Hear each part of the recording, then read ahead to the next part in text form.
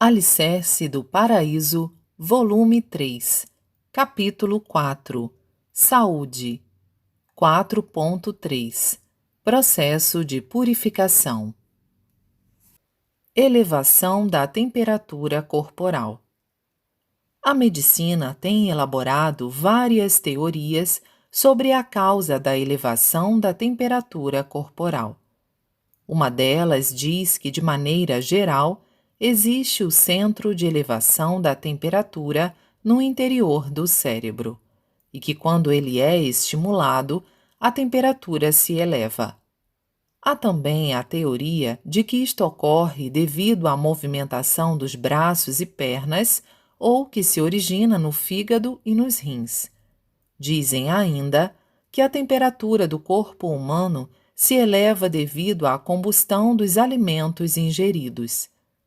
Se esta teoria estiver correta, quando se adoece, a temperatura corporal se eleva porque a toxina da doença estimula esse centro. Então, qual é a natureza desse centro? Como e por qual razão a febre ocorre quando ele é estimulado? Creio que isso é algo impossível de ser explicado de maneira categórica.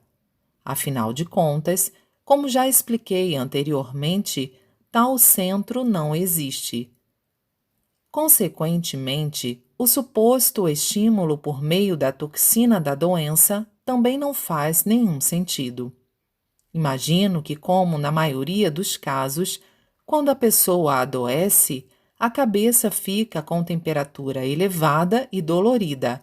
Interpretou-se equivocadamente que existia um centro de elevação da temperatura no interior da cabeça. Por essa razão é que recomendam resfriar a cabeça com gelo em caso de doença acompanhada de febre. Quanto à teoria da elevação da temperatura ser decorrente da movimentação dos braços e pernas, é uma dedução simplista do fato de que ela é provocada pelo movimento acrescido do processo de purificação gerado neste momento. No que diz respeito à elevação da temperatura se originar no fígado ou nos rins, penso que seja uma interpretação errônea, porque a maioria das pessoas possui binetsu nessa região, por conta da purificação das toxinas aí solidificadas. Relativamente à manutenção da temperatura corporal por meio da combustão dos alimentos, não há teoria mais absurda. Nada é mais inacreditável que a ideia do alimento ser queimado no interior do aparelho digestivo. Creio que tenham imaginado a temperatura corporal como algo semelhante a um aquecedor a lenha e a digestão do alimento como sendo a queima da lenha. Espero que leiam com a máxima atenção possível a explicação que darei a respeito da causa da febre, pois se trata de uma teoria inédita obtida por meio de minhas pesquisas. Tudo o que existe é composto de 3 elementos principais. O nascimento e o desenvolvimento de todas as coisas dependem da energia destes 3 elementos constituintes: o Sol, a Lua e a Terra. O Sol é a fonte do elemento fogo, a Lua, a fonte do elemento água, a Terra, a fonte do elemento terra. As energias do fogo, da água e da terra movem-se, cruzam-se e fundem-se nos sentidos vertical e horizontal. Verticalmente significa que do céu à terra há 3 níveis: o Sol, a Lua e a Terra. Isso pode ser claramente observado por ocasião de um eclipse solar. O céu é o mundo do fogo, cujo centro é o Sol. O espaço intermediário é o mundo da água, cujo centro é a Lua. O plano terrestre é o mundo da Terra, cujo centro é o globo terrestre. Horizontalmente é o próprio ambiente terrestre em que nós, seres humanos, vivemos. Este mundo real é constituído de espaço e matéria. A existência da matéria é perceptível por meio dos 5 sentidos do homem, mas por um longo tempo o espaço foi considerado vazio. Com a evolução da cultura, nele se descobriu a existência do ar, que denomino provisoriamente de meio-matéria. Entretanto, nesse espaço em que até pouco se pensava existir apenas o ar, identifiquei a existência de mais um elemento. Denominei-o de Reiki, energia espiritual. Algumas religiões falam sobre o mundo espiritual, sobre o espírito de pessoas vivas e mortas, sobre encosto, etc. As setas e médiuns também se referem aos espíritos. Com a evolução da ciência espiritual nos Estados Unidos e na Europa, as pesquisas sobre o assunto têm se desenvolvido razoavelmente.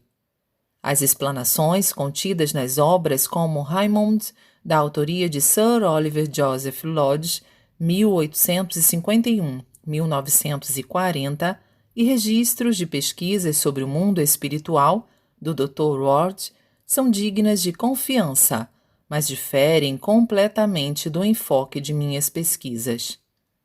Por princípio, o elemento constituinte da matéria é a Terra. Qualquer pessoa sabe que toda matéria surge da Terra e a ela retorna. O elemento água, que é meio matéria, é liberado pela Lua e está impregnado no ar. O Reiki, entretanto, não é matéria nem meio matéria. É irradiado do Sol e é imaterial. Por esse motivo, sua existência até hoje não foi comprovada. Como já disse, a essência da matéria é a terra, a essência do ar é a água e a essência do Reiki é o fogo. Resumindo, a terra é matéria, a água é meio matéria, o fogo é imaterial. Da união desses 3 elementos surge a força. Cientificamente, quer dizer que os 3, como partículas atômicas infinitesimais, fundem-se e agem conjuntamente. Eis a realidade do universo. Portanto, a existência da umidade e a temperatura adequada para a sobrevivência das criaturas no espaço em que respiramos são decorrentes da fusão e harmonização do elemento fogo e do elemento água. Se o elemento fogo se reduzir a zero, restando apenas o elemento água, o universo ficará congelado instantaneamente. Ao contrário, se restar apenas o elemento fogo e o elemento água se reduzir a zero, haverá uma explosão e tudo desaparecerá. Os elementos fogo e água unem-se com o elemento terra, e dessa união produz-se a força que promove o nascimento e o desenvolvimento de todas as coisas. Por essa razão, o fogo, pela sua natureza, arde em sentido vertical, e a água corre em sentido horizontal. O fogo arde pela ação da água e a água se move pela ação do fogo. Desde a antiguidade, o ser humano é considerado um pequeno universo, e o princípio acima também se aplica ao corpo humano. Isto é, o fogo, a água e a terra correspondem, respectivamente, ao coração, ao pulmão e ao estômago. O estômago digere o que é produzido pela terra. O pulmão absorve o elemento água, o coração o elemento fogo. Sendo assim, podemos compreender por que esses órgãos desempenham um papel tão importante na constituição do corpo humano.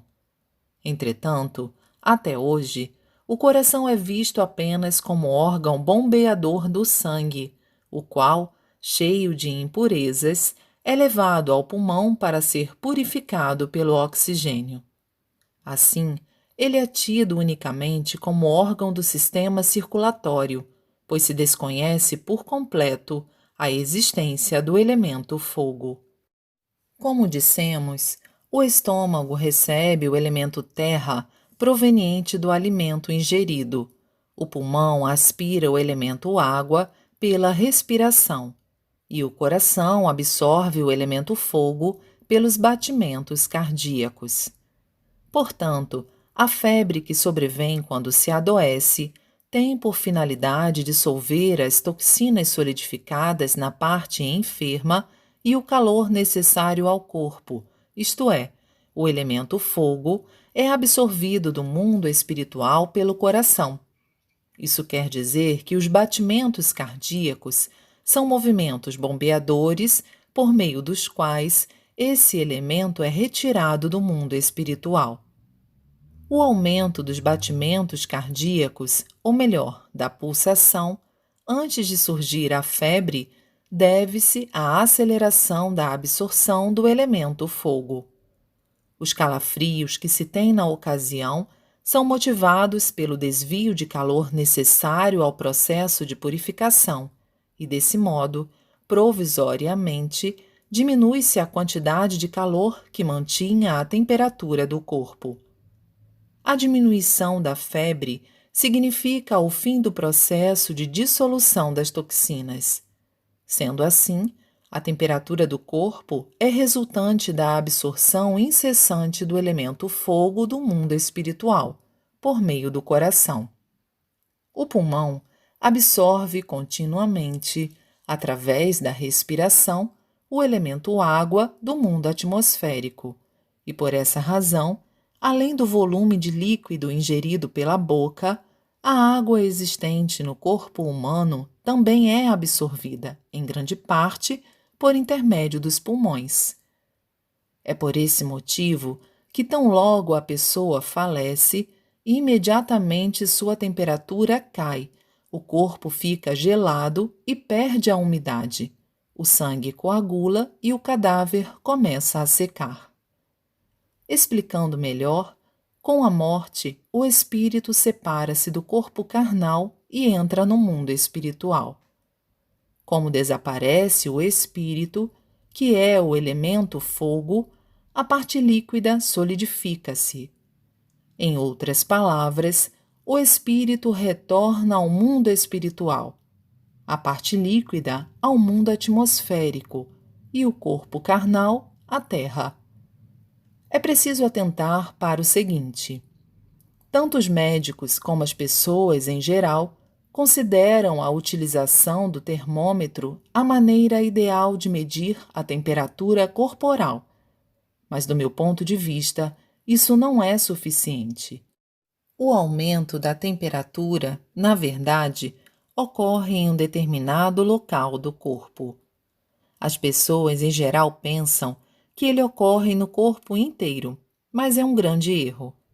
Quando eu aplico tratamento a uma pessoa com febre alta, de cerca de 40 graus, como a origem da febre é a ação purificadora de um nódulo do tamanho da ponta do dedo, com a sua dissolução, a temperatura do corpo inteiro baixa de imediato. Quando o processo de purificação é mais intenso, todo o corpo esquenta. Caso o processo de purificação seja mais brando, o calor é localizado. Com exceção do entorno deste local, que naturalmente pode ser maior ou menor, não há aumento de temperatura.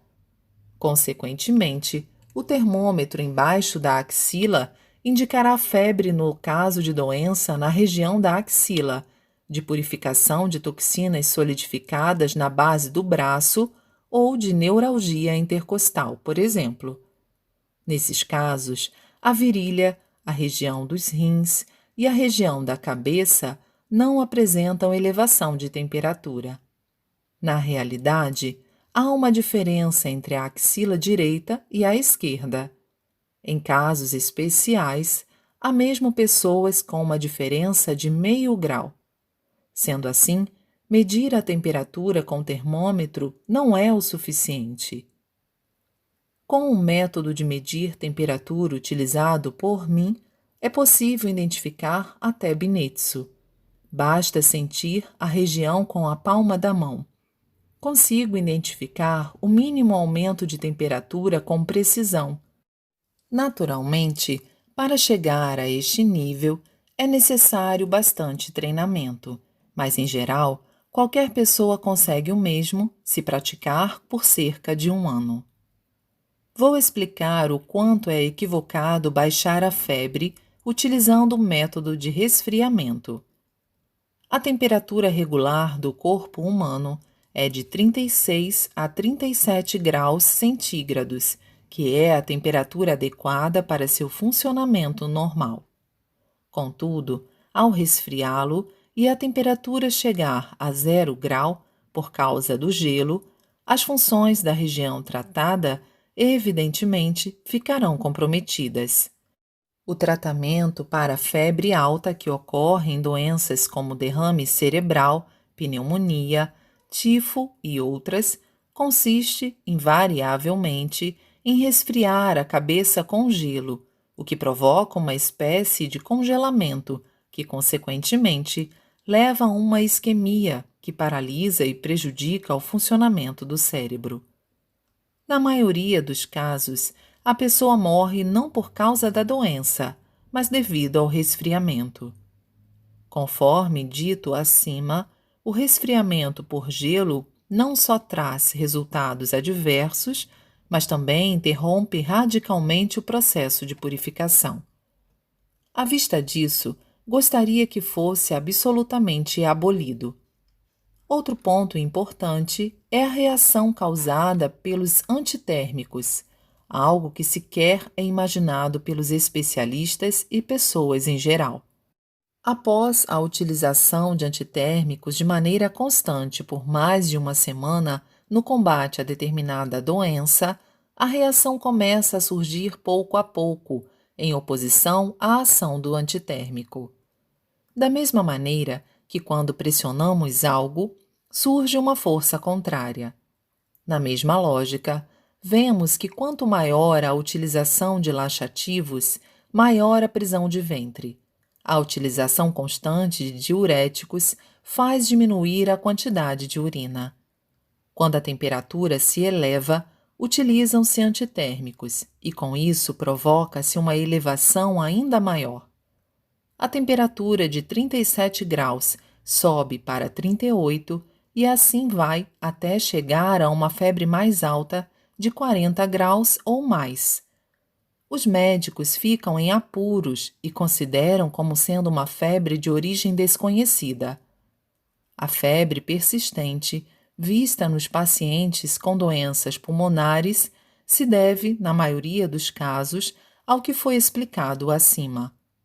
Pode-se dizer que, por mais que não se tenha consciência dessa situação, é temível o fato de que os antitérmicos, usados para baixar a febre, contrariamente, acabam provocando ainda mais febre. Em 5 de outubro de 1943. O que é a doença? Vou explicar a razão fundamental do aumento gradativo de doenças nos Estados Unidos. Primeiramente, vejamos: qual seria a causa do surgimento daquilo que vem a ser a doença? Surpreendentemente, as doenças são criadas pelo tratamento médico, e é fato que nisso, especialmente os medicamentos, ocupam a posição principal. Ou seja, é algo realmente inacreditável. O método que pretende curar doenças e reduzir o número de doentes está, ao contrário, impedindo a cura e aumentando o número de doentes. E apesar disso estar muito claro, a ponto de dispensar explicações, as pessoas não conseguem percebê-lo.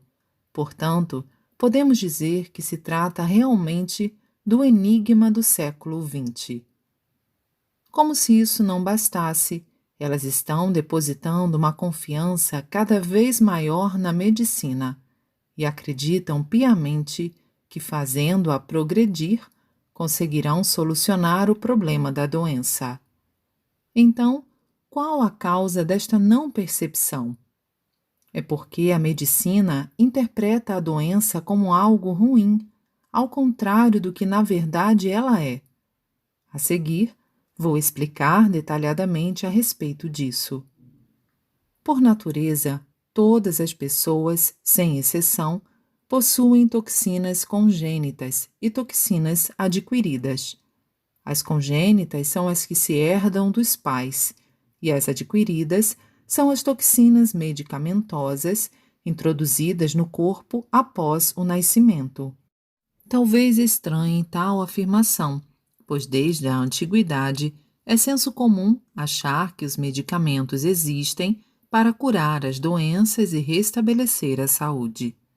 Uma vez que se acredita que com a obtenção de melhores medicamentos será possível resolver o problema da doença, este é o foco principal dos tratamentos médicos. Todos sabem que os Estados Unidos, em particular, têm voltado sua atenção para esse aspecto, concentrando grandes esforços na descoberta de novos medicamentos. Ora, se os medicamentos curassem as doenças, estas deveriam diminuir gradualmente. Por que então ocorre justamente o inverso? Não há contradição maior. Na Terra, não existe nada que se possa chamar de medicamento. O que existe são substâncias tóxicas que, justamente por isso, produzem efeito. Em outras palavras, por meio da ação do veneno chamado medicamento, verifica-se uma diminuição dos sintomas da doença, dando a impressão de que se deu a cura, mas, na verdade, esta não ocorreu. Por que os medicamentos são substâncias tóxicas? Ao criar o ser humano, Deus preparou os alimentos para a manutenção da vida. Os alimentos estão divididos entre aqueles que o ser humano deve comer e os que não deve. Aos alimentos comestíveis foi atribuído sabor e ao ser humano o paladar. Portanto, basta a pessoa comer com prazer aquilo que desejar para estar suficientemente nutrida. Só de atentarmos para esse aspecto, perceberemos o quão cuidadoso é o Criador. Nesse sentido, ao invés de dizermos que nos alimentamos para viver, na verdade, vivemos porque nos alimentamos. É o mesmo que se passa com a procriação. O homem e a mulher não se relacionam com a finalidade de ter filhos, porém, é por meio dessa ação que o ser humano é abençoado com filhos. É realmente um grande mistério.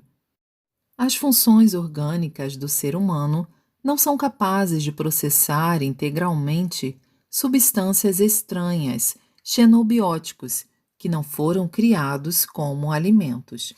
Uma vez que o medicamento é uma dessas substâncias, somente a parte dele que for nutriente é assimilada, e o restante, que fica retido no corpo, são as toxinas medicamentosas.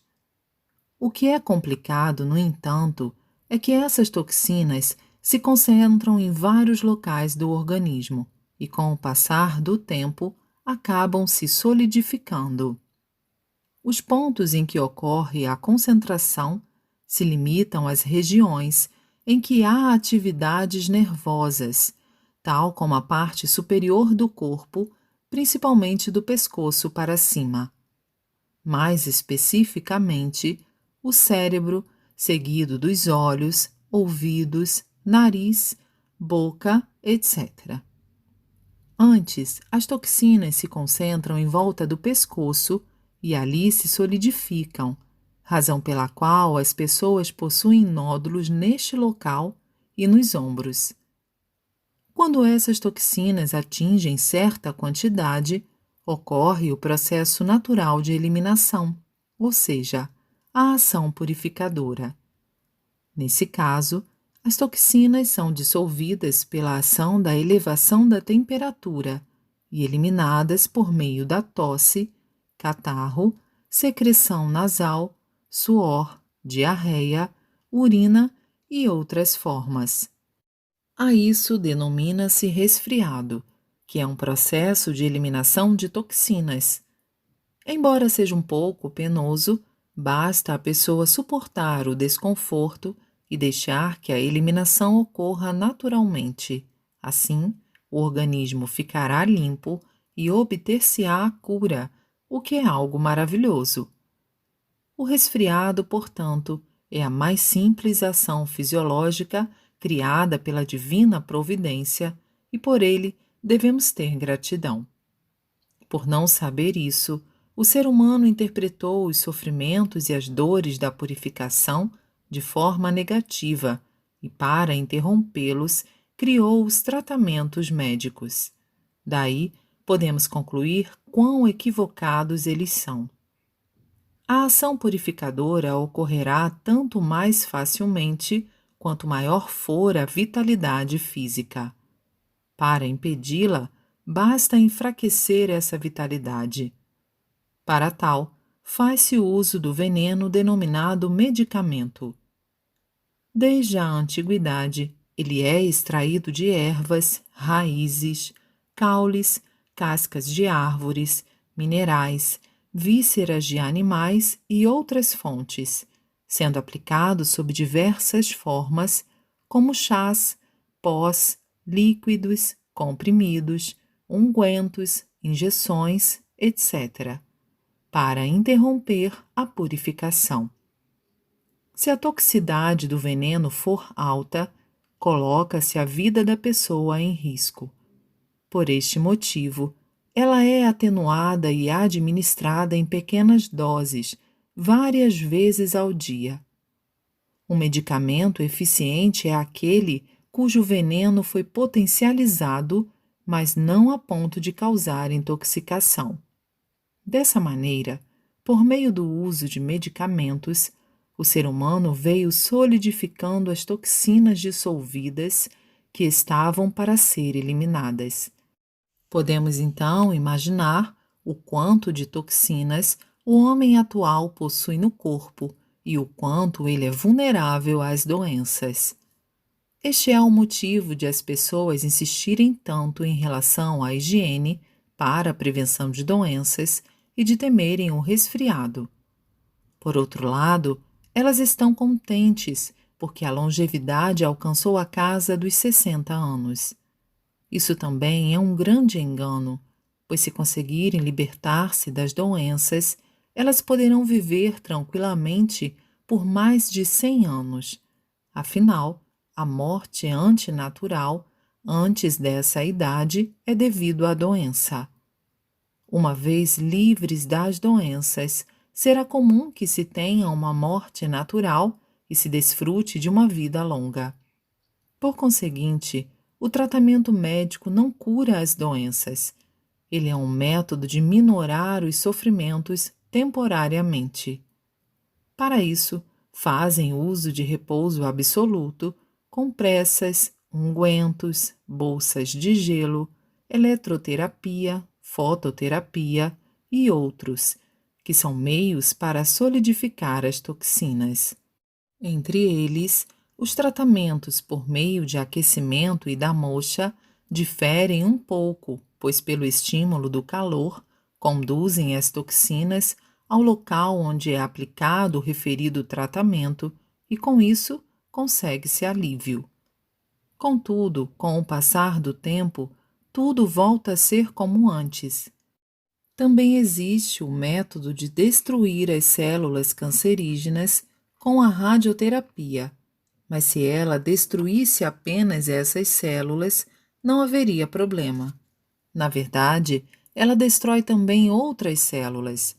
Por este motivo, o resultado acaba tornando-se mais negativo do que positivo. Como podem ver, todos os tratamentos vigentes até hoje são métodos de solidificação das toxinas. Não há outro método de curar as doenças que não seja dissolver e eliminar as toxinas. Está claro para mim, portanto, que os médicos, ao invés de dizerem que vão curar, deveriam dizer que vão solidificar. Entre os métodos de solidificação, o medicamento é o mais eficaz, e como ele causa a doença, Quanto mais a pessoa se submete a tratamento médicos, é natural que a doença se agrave e surjam outras complicações. Em consequência disso, ela chega a correr o risco de perder a vida. A respeito disso, ocorre o seguinte: ouço frequentemente os médicos afirmar que os pacientes que buscam incessantemente a cura, fazendo uso de caros medicamentos, geralmente têm resultados ruins. Por outro lado, os que não se preocupam tanto com isso se restabelecem mais rapidamente. Da mesma maneira, as pessoas que seguem fielmente as recomendações de higiene são mais fracas e as pessoas indiferentes a essas coisas são mais saudáveis. Ouço também que os familiares dos médicos e os enfermeiros dos hospitais contraem muito mais doenças.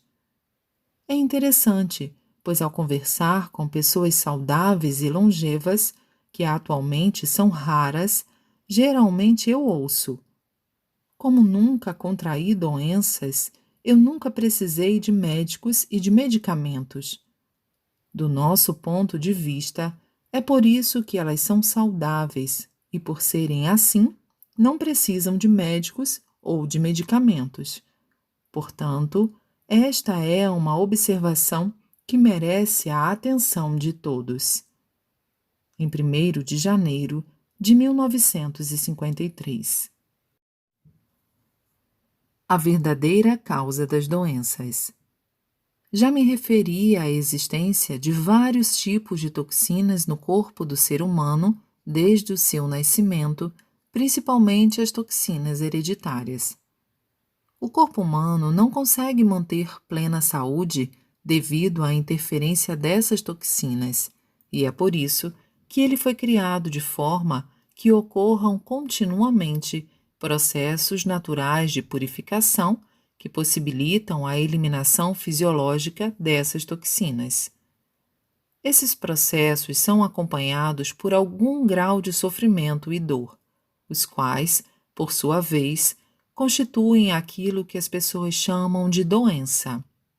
Para explicar tal ocorrência, vamos tomar como exemplo a doença mais comum, ou seja, o resfriado, pois acredito que não há uma única pessoa que nunca a tenha contraído. A medicina ainda desconhece suas causas. Todavia, segundo minha descoberta, ela é uma das mais simples formas da ação purificadora. Ao contraí-la, ocorrem sofrimentos provocados pela febre, dor de cabeça, tosse, catarro, secreção nasal, perda de apetite, suor, indisposição geral, dores nas articulações, etc. Antes de mais nada, o que vem a ser o processo de purificação? A grosso modo, ele compreende duas etapas.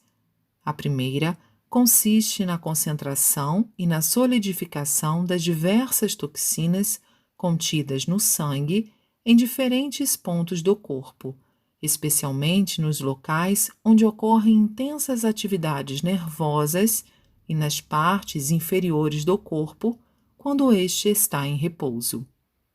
Com o passar do tempo, as toxinas concentradas vão se solidificando, causando o enrijecimento dos músculos. Às vezes não há dor alguma, quando muito, uma dor parecida com a do enrijecimento nos ombros. A segunda etapa da purificação começa quando a solidificação, que ocorre na primeira etapa, ultrapassa determinado nível, sobrevindo o processo natural de eliminação. Para facilitá-lo, surge a febre, uma ação destinada a dissolver as toxinas. A temperatura a que chega a febre depende da natureza, da quantidade e da rigidez das toxinas, e também da constituição física do enfermo. Muitas vezes, a elevação da temperatura corporal aparece como resultado do cansaço após a prática de exercícios físicos, pois estes tem a função de acelerar o processo de purificação. Então, as toxinas liquefeitas são eliminadas na forma de suor, catarro, secreção nasal, etc. A tosse é uma ação de bombeamento para expectorar catarro. Já o espirro tem a finalidade de eliminar secreção nasal. Isso fica bastante claro se observarmos que realmente eliminamos catarro quando tossimos e secreção nasal quando espirramos. Por outro lado, a perda de apetite é causada pelo aumento da temperatura corporal, pela expectoração de catarro e pela ingestão de medicamentos. As dores de cabeça e nas articulações são decorrentes do estímulo exercido nos nervos no momento em que as toxinas que foram dissolvidas vão ser eliminadas. A dor de garganta ocorre porque as toxinas contidas no catarro irritam a mucosa que a reveste. A rouquidão baseia-se no mesmo princípio, sendo causada pela irritação das cordas vocais. Eis, portanto, o que é o resfriado. Não há necessidade de tratamento algum, basta deixá-la seguir seu curso, sem tomar medicamentos. Assim, o processo de purificação será realizado satisfatoriamente e, em poucos dias, a pessoa estará curada. Desde que a cura seja natural, a saúde aumentará proporcionalmente à redução de toxinas. Apesar de o resfriado ser altamente recomendável, por constituir o mais simples processo de purificação, as pessoas o temem e a medicina defende que de maneira alguma deve-se pegar resfriado. Entretanto, é preciso saber que isso é um grande engano. Desde a antiguidade, acredita-se que o resfriado é a origem das doenças, mas, na verdade, hão de concordar comigo, que é o único meio para nos livrarmos de todas elas. Desconhecendo a causa, a medicina toma várias medidas quando a pessoa fica resfriada, todas no sentido de interromper o processo purificador. Tais medidas começam com a tentativa de baixar a febre com antitérmicos, bolsas de gelo, compressas e outros meios. Isso fará com que o processo de purificação retroceda à primeira etapa, ou seja, as toxinas que começaram a ser dissolvidas voltem a se solidificar. Com a solidificação, a pessoa sente-se aliviada do desconforto causado pela febre, escarro, secreção nasal, etc., e tem a ilusão de que o resfriado está melhorando. Quando ocorre a solidificação completa, tanto ela como o médico pensam que a cura está selada. Na realidade, houve um retrocesso à primeira etapa, por isso, obviamente, a pessoa estará sujeita a ter uma recaída. Chamo aqui atenção para o fato de que os tratamentos que interrompem o processo purificador, como antitérmicos, bolsas de gelo, compressas e outros semelhantes, se tornam a causa de sintomas mais severos nas próximas doenças que o indivíduo contrair. Pode-se compreender, portanto, que as causas das doenças graves são as repetidas interrupções dos processos purificadores de pequena intensidade, por intermédio da utilização sucessiva de medicamentos, o que aumenta a quantidade de toxinas, tornando, dessa forma, inevitável a ocorrência de um processo purificador de grande intensidade.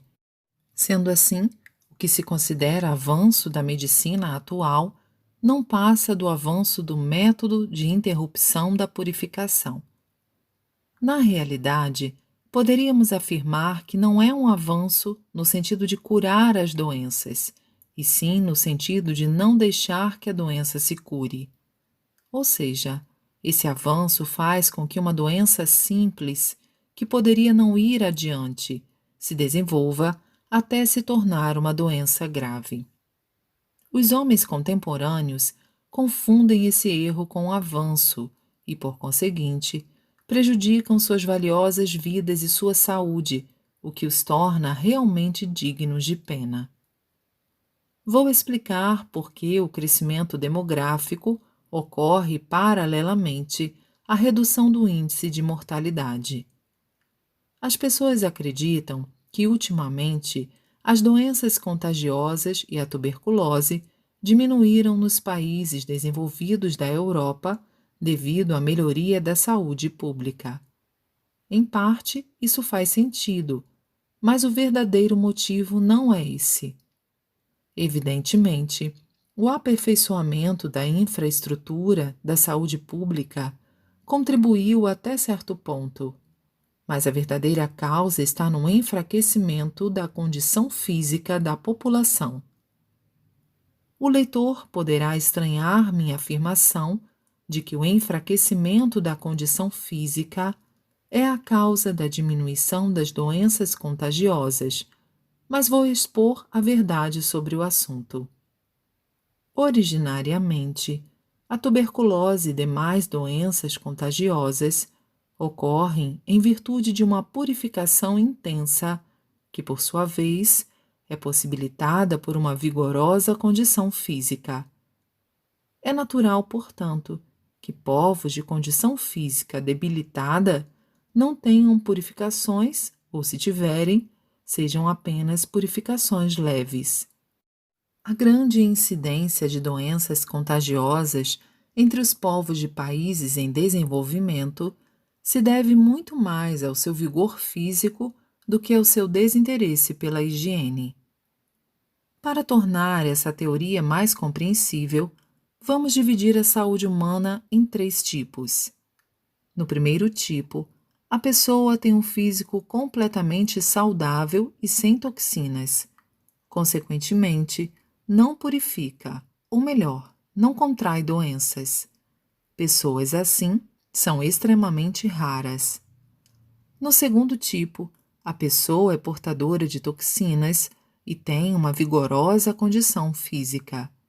Em decorrência disso, a ação purificadora é favorecida e, por esse motivo, de tempos em tempos, desencadeiam-se doenças leves ou graves. A maioria enquadra-se neste tipo. No terceiro tipo, embora também seja portadora de toxinas, a pessoa tem condição física enfraquecida, razão pela qual a ação purificadora não consegue se desencadear.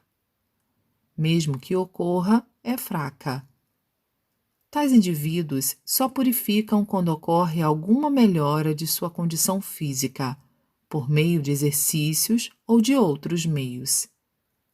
Nesse caso, utilizando medicamentos e fazendo repouso de imediato, elas melhoram momentaneamente, retornando à situação anterior. Por tal razão, pessoas do terceiro tipo evitam esforço físico demasiado. A medicina atual, julgando que o caminho da cura é fazer com que as pessoas do segundo tipo se tornem pessoas do terceiro, não mede esforços nesse sentido. Um exemplo disso é que as pessoas mais enfraquecidas são as crianças da cidade e os filhos de médicos, isto é, aqueles com mais oportunidade de receber assistência médica e que mais seguem fielmente as teorias da medicina. Por outro lado, querer melhorar os indivíduos do segundo tipo para indivíduos do primeiro, isto é, em pessoas sem toxinas, é totalmente inviável pela medicina atual. Qual é a causa da morte? As pessoas pensam que a morte é causada pela doença, mas, na realidade, isso é muito raro. Na maioria das vezes, ela é causada pelo enfraquecimento físico decorrente da supressão da ação purificadora, que é a doença. Assim, conforme expliquei anteriormente, enquanto a medicina busca interromper a purificação, o corpo físico tenta retomar a purificação, de modo que esse embate cria uma escalada de sofrimentos. Então, o enfraquecimento físico torna-se intenso e, por fim, sobrevém a morte. Os povos civilizados que têm sua condição física enfraquecida pela medicina dispõem de pouca força para purificar, o que impede a ocorrência de purificações fortes. Por conseguinte, têm poucas doenças graves e demoram a morrer. Em outras palavras, apesar do físico fraco, vão se mantendo vivos. Por outro lado, na época em que esses povos ainda possuíam vigor físico, sofriam fortes purificações, isto é, contraíam doenças graves com facilidade. Os tratamentos médicos reprimiram fortemente essas purificações, levando ao enfraquecimento e à morte. Os dados estatísticos mostram que na época em que o índice de mortalidade é alto, o crescimento demográfico também o é. Esta é a explicação sobre o motivo do índice de crescimento demográfico acompanhar o índice de mortalidade. Em 5 de fevereiro de 1947. O que é a doença? O resfriado. Vou explicar em que ponto a medicina está mais equivocada, uma vez que ela considera o corpo humano apenas uma matéria e, com base nisso, vem desenvolvendo o tratamento terapêutico materialista. A respeito disso, citarei o exemplo prático de uma doença, pois creio que isso ajudará as pessoas a compreender melhor minha colocação. Acredito que uma doença que todos, sem exceção, já contraíram seja o resfriado. Até hoje, a medicina diz que sua causa é desconhecida. Mesmo recentemente, ela apenas afirma ter descoberto que o resfriado é transmitido por um vírus que está no ar, ou ainda, que é uma doença de natureza alérgica. Contudo, do nosso ponto de vista, tudo isso não passa de teorias inconsistentes. Dentro em breve, com certeza, acabarão caindo por terra. O ser humano, ao nascer, traz dentro de si vários tipos de toxinas. A medicina também admite isso. Por exemplo, além das que causam a varíola, o sarampo, a coqueluche, etc., certamente devem existir outras toxinas que são desconhecidas. Para eliminá-las, ocorrem ações fisiológicas naturais que chamamos ação purificadora. Primeiramente, as toxinas se concentram em vários locais do corpo humano, notadamente naqueles onde se exige mais das funções nervosas. No ser humano, isso ocorre na parte superior do corpo, principalmente nas regiões mais próximas do cérebro.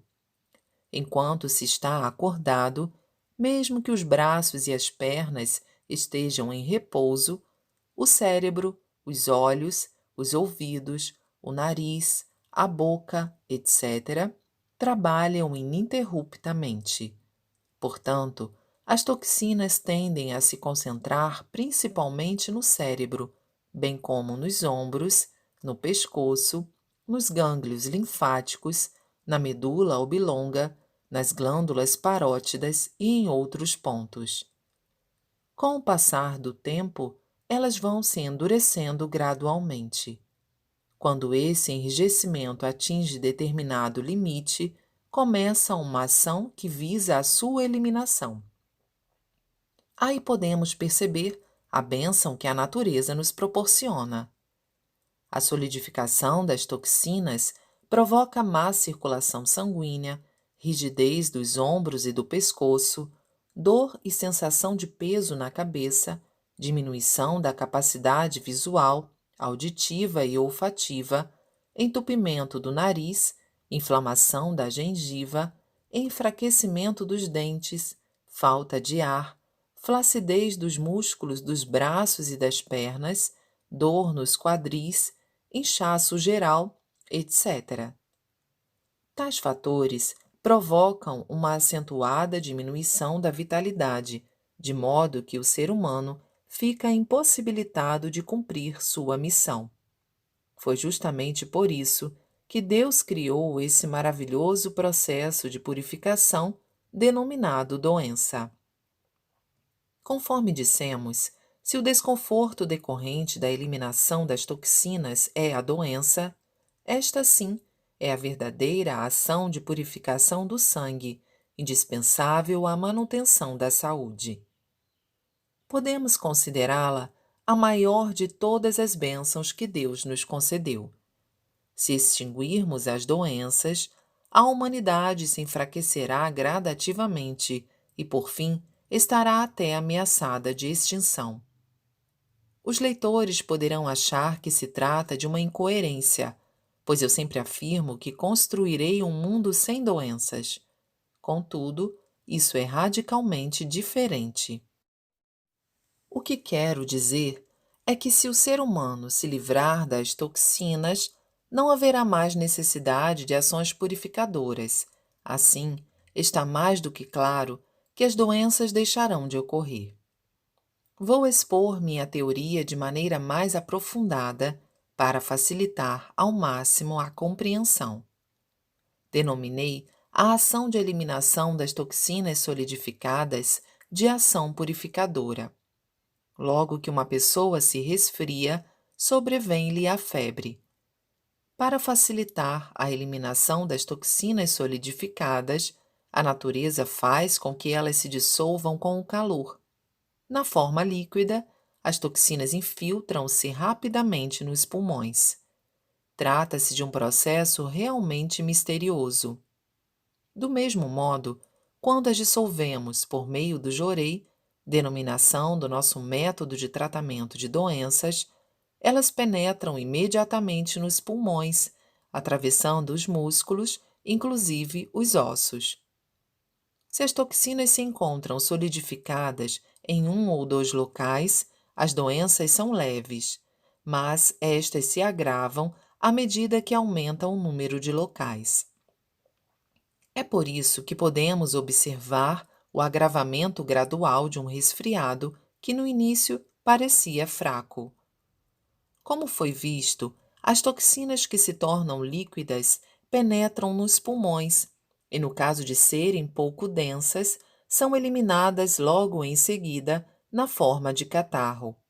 Ao contrário, quando sua densidade é maior, ficam temporariamente retidas nos pulmões, aguardando a ação de bombeamento, denominada tosse, e aí são eliminadas pelas vias respiratórias. Isso se evidencia pelo fato de se eliminar catarro sempre após a tosse. Pelo mesmo princípio, o espirro vem seguido de secreção nasal.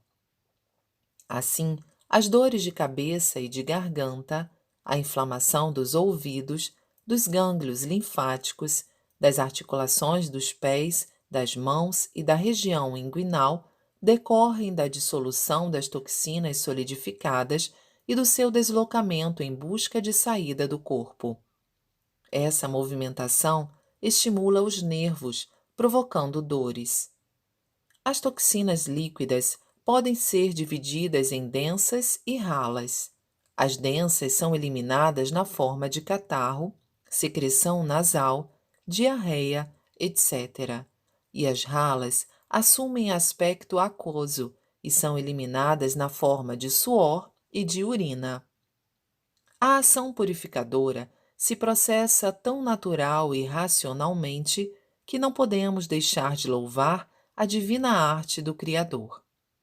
Deus criou o ser humano para ser sempre saudável e, portanto, não haveria razão para lhe causar sofrimentos e atrapalhar suas atividades por meio da doença. Entretanto, o próprio ser humano, devido a pensamentos errôneos, cria e acumula toxinas, gerando a necessidade de eliminá-las. Eis, portanto, o que é a doença.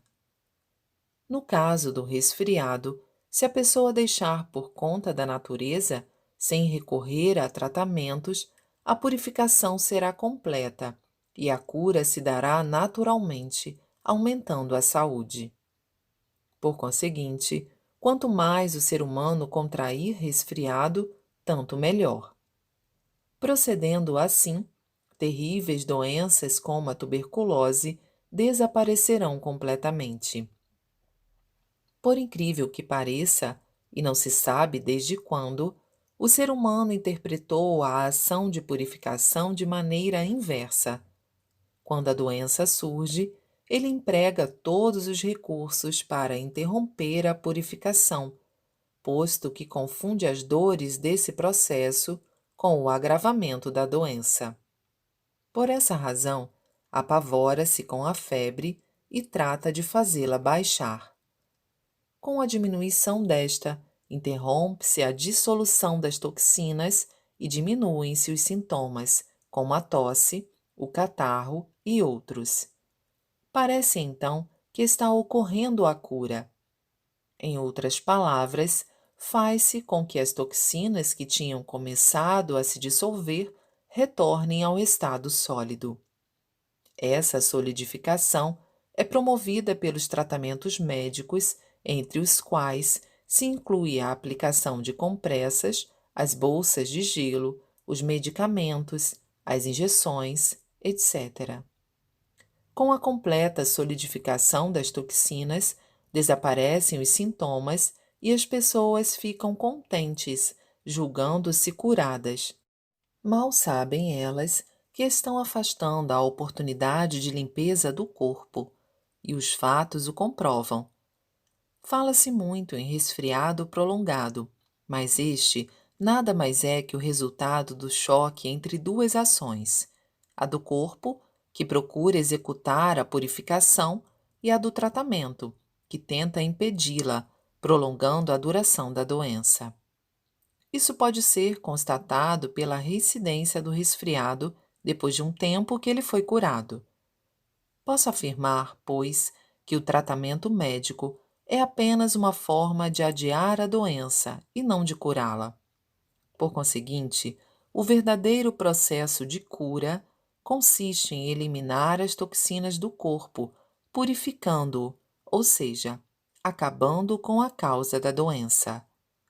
O verdadeiro tratamento médico é aquele que, uma vez iniciado o processo de purificação, acelera a dissolução das toxinas solidificadas e faz com que elas sejam eliminadas na maior quantidade possível. Não há, além deste tratamento, outro que seja verdadeiro. Em 15 de agosto de 1951. Os três órgãos internos e o jorei. Creio que as funções orgânicas mais importantes para a vida do ser humano são desempenhadas pelo coração, pulmões e estômago. Como sempre venho expondo, tais funções são constituídas pelos três elementos principais: fogo, água e terra. Explicarei essas funções. Em síntese, o coração, os pulmões e o estômago correspondem, respectivamente, a esses três elementos, pois o coração exerce a função de absorver o elemento fogo, os pulmões, o elemento água, o estômago, o elemento terra. Contudo, a explicação dada pela medicina até agora era bastante superficial. Segundo ela, o sangue turvo é purificado pelo oxigênio absorvido pelos pulmões, mas é óbvio que essa explicação não atinge a essência da questão. Vou dar uma explicação baseada na medicina revelada por Deus, e para isso devo começar pela realidade do mundo espiritual. O mundo espiritual é uma existência que não é percebida pelos cinco sentidos e assemelha-se ao nada. Todavia, na verdade, ele é a origem de todas as coisas. Sem essa compreensão, é impossível apreender sua verdadeira constituição. Costumo me referir ao princípio do fogo arder devido à água e ao da água se mover pela ação do fogo. Esse princípio constitui justamente a chave para a solução de tudo. Como premissa, para conhecer o invisível mundo espiritual, começarei discorrendo a respeito do mundo atmosférico. O que a ciência chama de oxigênio trata-se da essência do fogo. O hidrogênio é a essência da água e o nitrogênio é a essência da terra. Esses três elementos trabalham em conjunto, constituindo a natureza de tudo o que existe no universo. Se tanto o calor intenso, como o frio rigoroso e o clima ameno são apropriados à manutenção da vida, devemos isso à interação extremamente misteriosa desses três elementos. Se hipoteticamente fosse possível eliminar o elemento água do nosso planeta, ocorreria uma explosão imediata. Se excluísse o elemento fogo, tudo se congelaria em um instante. Se o elemento terra desaparecesse, tudo se desintegraria instantaneamente. Esta é a verdade. Raciocinando nesses termos, poderão compreender o sentido mais elementar das funções do coração, dos pulmões e do estômago. O coração absorve o elemento fogo do mundo espiritual por meio da pulsação. Da mesma forma, os pulmões absorvem o elemento água pela respiração. O estômago absorve o elemento terra pela digestão dos alimentos. Aprofundemos este princípio. Para dissolver as toxinas solidificadas, que são a origem de todas as doenças, necessita-se de calor. A dissolução é a primeira atividade do processo de purificação e é interpretado como um sintoma da doença. A febre alta, que surge nessa ocasião, é devido à necessidade de calor em grande quantidade para dissolver as toxinas e, para absorvê-lo, a pulsação da pessoa torna-se acelerada. O calafrio é devido à concentração do calor no local enfermo e à diminuição momentânea da temperatura em outras partes do corpo. Da mesma maneira, a respiração se acelera para estimular a atividade do coração e evitar o ressecamento do corpo. Por esse motivo, os pulmões absorvem o elemento água em grande quantidade. A origem do elemento fogo é a energia irradiada pelo Sol, a do elemento água pela Lua, a do elemento terra pelo planeta Terra. É claro que dos três órgãos que citamos, o mais importante é o coração, pois ele faz funcionar os pulmões, que por sua vez faz o estômago funcionar. Pensem bem. Mesmo que falte alimento ao estômago, não há risco imediato de vida. No caso dos pulmões, consegue-se ainda manter a vida sem respirar por alguns minutos. Porém, se o coração parar, não se resiste mais do que alguns segundos. Isso fica claro por ocasião da morte, que a medicina atribuiu, invariavelmente, à parada cardíaca, nada falando sobre os pulmões ou o estômago. No momento da morte, em primeiro lugar, cessa a atividade do coração. Logo em seguida, o espírito, que é o elemento fogo, que até então ocupava o corpo, abandona este, que perde o calor.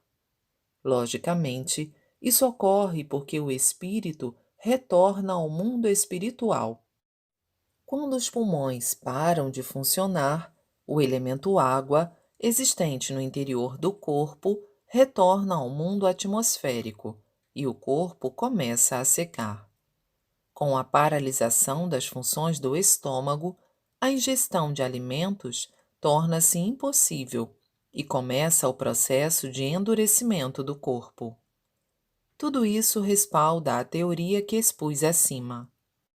Uma vez que o corpo humano é formado pelos elementos fogo, água e terra, o mais coerente é que o método de erradicação das doenças seja baseado na força do trabalho conjunto desses três elementos. Isso constitui o princípio do Jorei da nossa religião, o qual explicarei agora. O Jorei provém do poder Kannon.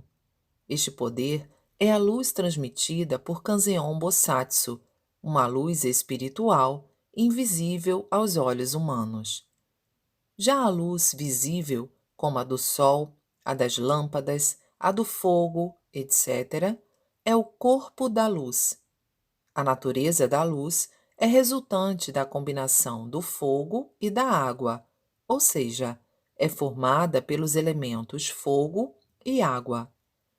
E a força da luz será mais intensa quanto maior for a quantidade do elemento fogo.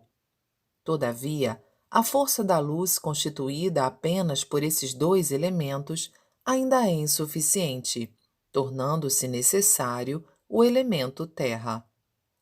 Com a adição deste, ocorre a manifestação plena da força da luz, proveniente do trabalho conjunto dos três elementos, que se torna um poder de cura extraordinário. As ondas dessa luz atravessam o corpo, extinguindo as impurezas do espírito, e isso se reflete no corpo físico, na forma de cura. Na prática, como se faz isso? De acordo com o que sempre explico, guarda-se no peito uma folha de papel dobrada em que está escrito a letra Hikari, ou seja, luz. Quando eu escrevo essa letra, a energia das ondas de luz é transmitida por intermédio do meu braço para o pincel e deste para o papel, ficando impregnada de forma concentrada nesta letra. Como é algo difícil de explicar, por ora, vou usar o termo concentrada. Assim, a palavra Hikari está ligada por elos espirituais com a fonte da luz, situada dentro do meu corpo, que fornece ondas de luz incessantemente. É claro que a atividade do elo espiritual, que me liga a Kanzeon Bosatsu, ocorre de maneira idêntica, e dele me são transmitidas, ilimitadamente, as ondas de luz para a salvação da humanidade.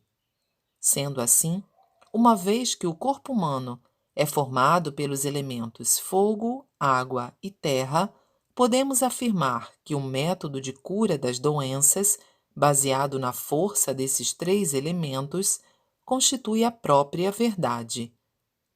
É evidente, portanto, que se consiga manifestar um poder de cura jamais visto antes. Apesar da explicação deste princípio ser extremamente difícil, acredito que os leitores tenham conseguido entender esse conceito até certo ponto. Em 6 de agosto de 1949. A origem da doença está na alma. Tudo o que existe neste mundo material é composto de matéria e espírito, sendo que a deterioração ou a decomposição da matéria são causadas pelo abandono do espírito. Mesmo em relação às pedras, existe um tipo de pedra que se esfarela com facilidade, e isso também se deve à ausência de espírito. A ferrugem que se forma na superfície dos metais tem a mesma causa, podendo-se dizer que ela é o cadáver dos metais. A existência de pouca ferrugem em espadas bastante polidas ou em espelhos antigos explica-se pelo fato de estar impregnado em ambos o espírito do artesão. Em japonês, o espírito dos seres animados é chamado de seirei, enquanto o espírito da matéria é denominado simplesmente rei, espírito. O ser humano, enquanto está vivo, é constituído pela união inseparável do espírito, seirei, com o corpo físico. A partida do espírito para o mundo espiritual constitui aquilo que chamamos morte. Entretanto, No ser humano não existe apenas o espírito, pois se fosse assim, não seria diferente dos seres inanimados. Além do espírito, ou melhor, dentro do espírito dos seres humanos, inclusive dos animais, existe a consciência e dentro desta a alma. Ou seja, no centro do espírito existe a consciência e no centro da consciência a alma. O tamanho da consciência é 1/100º do espírito e o da alma é 1/100º da consciência. Primeiramente, a alma se movimenta e, sucessivamente, a consciência, o espírito e o corpo físico se movimentam. Dessa forma, não só os movimentos do corpo humano, como todos os fenômenos que ocorrem no corpo físico se originam na alma. Classificando tudo isso em termos de bem e mal, o corpo físico é o mal e a consciência é o bem. Se a consciência for o mal, a alma é o bem. O repetido atrito entre esses vários bem e mal gera a harmonia, manifestando-se como força motriz para viver. Assim, o aparecimento da própria doença ocorre em uma parte da alma, que é a milésima parte do espírito, que por sua vez move o corpo físico. Apesar de pequena, a alma é elástica. Quando o ser humano está acordado e em atividade, ela toma forma humana. Quando ele está dormindo, assume a forma esférica. Quando a pessoa morre, seu Ritodama, que tem o formato circular, sai voando. A razão disso é que no momento da morte, tanto a alma como a consciência e o espírito assumem a forma esférica. Ocasionalmente, essa forma fica visível porque adquire luminosidade. O aparecimento da doença em uma parte da alma, a qual tem o formato humano, significa, na verdade, que ali está nublado, ou seja, a luz dessa parte está mais escassa. Isso se reflete na consciência, no espírito e, por fim, no corpo físico na forma de doença. Portanto, se não surgirem nuvens em sua alma, a pessoa jamais ficará doente. Então, qual é a razão para se formarem nuvens na alma? São os pecados e as impurezas. Para explicar sobre pecados e impurezas, eu teria de entrar no campo da religião e, por conseguinte, pararei por aqui. Como eu já disse, se surgem nuvens em uma parte do espírito, por exemplo, na parte correspondente à região pulmonar, o sangue dessa área fica turvo. Se essa turbidez aumentar, o sangue se transforma em pus. O sangue turvo vira hemoptise, ou escarro com sangue. Já a substância purulenta se transforma em catarro. O catarro com forte odor é decorrente de substância purulenta antiga. Não só as doenças pulmonares, como todas as doenças, surgem da maneira acima explicada. Por essa razão, o fundamento da cura está na eliminação das nuvens do espírito. Entretanto, desconhecendo esse preceito, a atual medicina empenha-se na pesquisa e no tratamento baseado apenas nos sintomas que aparecem no corpo físico. Isto acontece porque ela só tem conhecimento do efeito e não da causa do problema. Desse modo, mesmo que se consiga uma pequena e temporária melhora, não se obtém a cura completa da doença. Por meio da luz de Canon, o Jorei elimina as nuvens do espírito e, ao mesmo tempo, dissolve a substância purulenta, fazendo com que a doença melhore ou até desapareça. Ou seja, a purificação do espírito reflete-se no corpo físico, proporcionando a cura da doença. Contudo, apenas isso não é suficiente. É verdade que se atinge mais a essência do que a medicina, mas não dá para afirmar que é absoluto. Isso porque, se a alma não for totalmente purificada, não se pode obter verdadeira tranquilidade.